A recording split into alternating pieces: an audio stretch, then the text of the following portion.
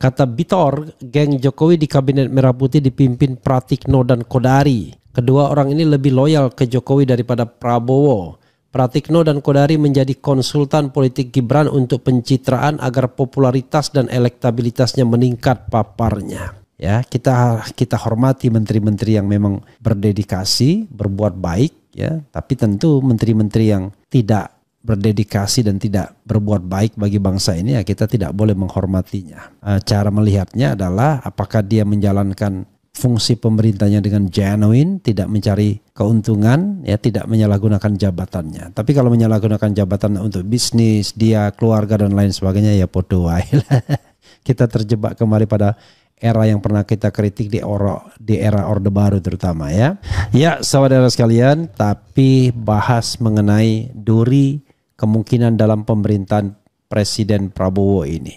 Ini soal cohesiveness, ya. Orang mengatakan Fufufafa dan Prabowo itu satu kesatuan. Saya kira tidak, ya. Sebagaimana dikatakan politikus PDIP ini, titik 2, Menteri Geng Jokowi fokus selamatkan Fufufafa dan jadikan Gibran presiden. Itu yang disampaikan. Oke, coba kita bacakan, ya. Beberapa menteri, oke, sebentar, saya harus balikkan pada halaman pertama dulu, ya. Jadi sobat RH sekalian, oke dah ya, beberapa menteri orang-orangnya Jokowi di Kabinet Merah Putih hanya fokus menyelamatkan Fufufafa dari upaya pemakzulan dan menjadikan Gibran Raka Buming Raka menjadi presiden Indonesia menggantikan Prabowo, ya, Gibran. Menteri geng Jokowi di Kabinet Merah Putih menyelamatkan Fufufafa dan menjadikan Gibran menjadi presiden menggantikan Prabowo, kata politikus PDIP Bitor Suryadi kepada redaksi suaranasional.com. Kata Bitor, geng Jokowi di Kabinet Merah Putih dipimpin Pratikno dan Kodari. Kedua orang ini lebih loyal ke Jokowi daripada Prabowo. Pratikno dan Kodari menjadi konsultan politik Gibran untuk pencitraan agar popularitas dan elektabilitasnya meningkat paparnya. Bitor juga mengungkap Fufufafa juga mempunyai buzzer untuk penggiringan opini publik dan menyerang di medsos. Kita buktikan nanti di sini, ya.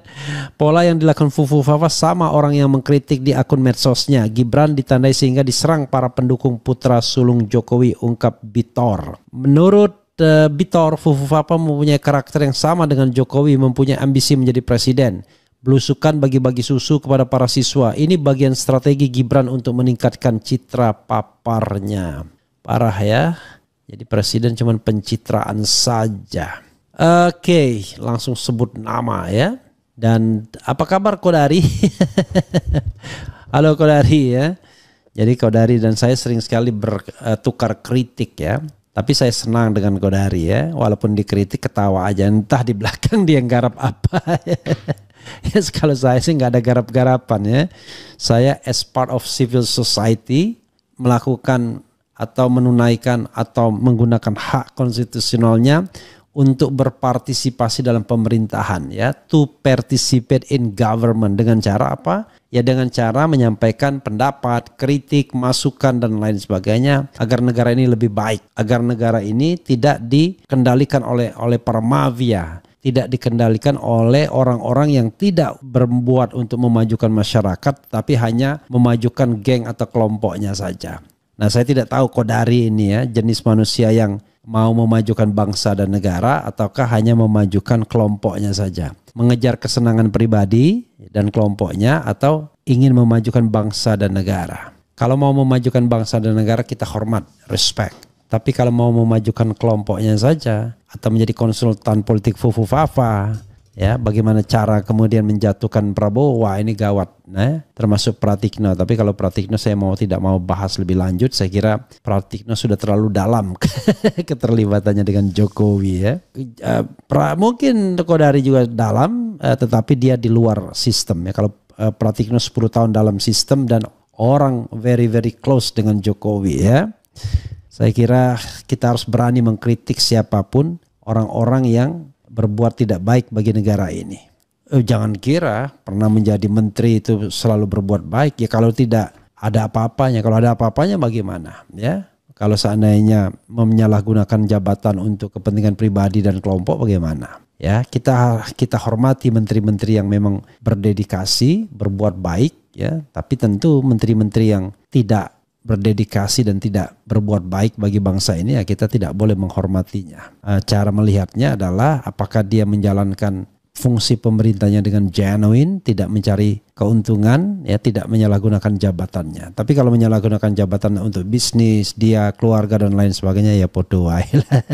Kita terjebak kembali pada era yang pernah kita kritik di era Orde Baru terutama ya.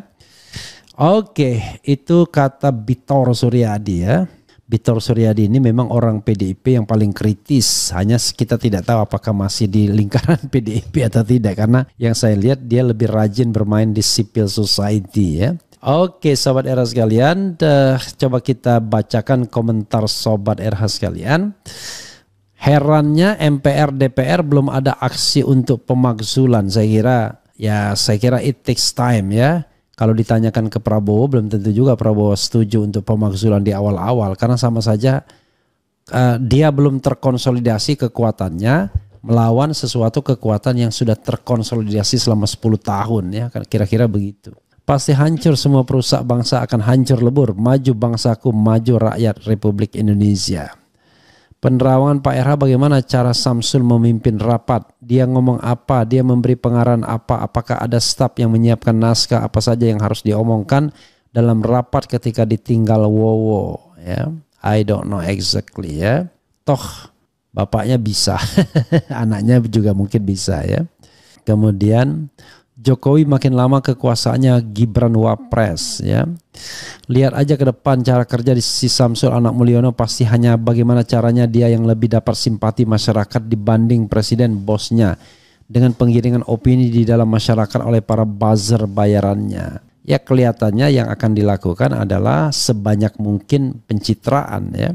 Prof Refli, kemarin saya sempat pesimis tentang pemakzulan Fufu Fafa, tapi jadi kembali optimis karena DPD bersedia untuk membahas isu Fufu Fafa ini. Hehehe, semangat ya. Kritik Pak Prabowo memang diakui orang baik, mudah memaafkan orang lain dan selalu positive thinking. Itu baik, mohon maaf Pak Prabowo, tapi perlu dipahami juga kita wajib harus bisa paham. Saya tidak yakin kalau ini semua strategi politik keluarga Jokowi, pasti ada di belakang layar yang punya power. Ya, yang punya power salah satunya adalah Xi Jinping ya. Jokowi sangat erat kaitannya dengan China ya. Lalu kasus ekspor Migor Airlangga kenapa nggak diproses? Padahal dia sudah dipanggil kejaksaan berkali-kali. Orang licik munafik yang bisa melakukan apapun untuk menyingkirkan kita ya. Tajam di oposisi, lemah di koalisi. Kemudian Tom Lembong ditangkap, hati-hati Refli kena. Saya kena apa? Jadi sobat era sekalian, kalau misalnya urusannya adalah korupsi, ya saya tidak pernah memegang keuangan negara, memegang kebijakan langsung, ya kan? Karena saya cuma komisaris utama di BUMN, itu satu. Ya, kebijakan itu di tangan direksi, ya. Kedua, saya tidak pernah menyuap dan disuap. Tapi kalau kemudian tiba-tiba dicari kepleset ngomongnya kena undang-undang ITE, ya kita berpasrah kepada Allah Subhanahu wa taala ya. Itu. Kalau saya narikuta fokus zakat ingat Tuhan agar ada apa maksudnya ini ya. Fufu Fafa harus diwaspadai dan wajib dimakzulkan sesuai kata adiknya bahwa Gibran akan kudeta Pak Prabowo. Awas Mulyono jilid 3. Hanya DPD yang bisa sebagai motor penggerak pemakzulan kasus Fufu Fafa yang menghina Presiden Prabowo. Kalau partai-partai masih di tangan Mulyono, mereka hanya boneka Mulyono. Ayo DPD dan Ormas segera bangkit. Ya sahabat sekalian, soal itu ya kita nggak bisa paksakan juga ya, pelan-pelan aja ya. Toh itu kita ini bernegara ya, tidak sedang berburu, tetapi ya tetap saja bernegara itu bernegara yang baik ya, bukan bernegara yang ugal-ugalan seenak udalnya ya. Dulu saya ada Migor ya, ada lagu minyak goreng, ada nggak di situ? Ya. Antri Migor pada waktu itu ada masalah minyak goreng ya, rakyat makin kurus, pejabat rakus, rakyat makin kurus, dasar wedus. Bung Refli, apakah memberikan izin impor itu salah ya? Bung Refli, apakah memberikan izin impor itu salah ya? Gini saudara sekalian ya. Kebijakan itu tidak boleh dikriminalisasi. Itu jelas. Tetapi kebijakan yang mengandung mens rea, mengandung niat jahat, ya tentu bisa saja dimasalahkan. Apalagi kemudian niat jahatnya itu ditindaklanjuti dengan misalnya menerima kickback dan lain sebagainya. Nah, dalam kasus Tom Lembong kita tanya, apakah memberikan izin impor gula itu punya niat jahat misalnya untuk minta suap, sogokan dan lain sebagainya? Ataukah itu semata-mata karena sebuah kebijakan yang didasarkan pada niat baik sebagai seorang menteri? Jadi itu ya persoalannya. Jadi terima atau tidaknya Tom Lembong soal uang itu satu indikasi bahwa dia punya niat jahat atau tidak. Kalau dia terima duit, ya itu sudah pasti punya niat jahat ya. Artinya dia ingin menguntungkan diri sendiri. Tapi kalau dia tidak terima uang sama sekali, maka kita harus tanya dua kemungkinan. Apakah dia terpaksa memberikan izin itu karena ditekan oleh kekuasaan? Ataukah memang dia genuine melakukan itu karena melihat itu adalah jalan terbaik ya yang dia lihat untuk mengatasi kelangkaan gula misalnya. Jadi kita harus lihat ya di wilayah-wilayah seperti itu. Itu saja, minyak goreng sudah main, rakyat makin kurus, dasar wedus.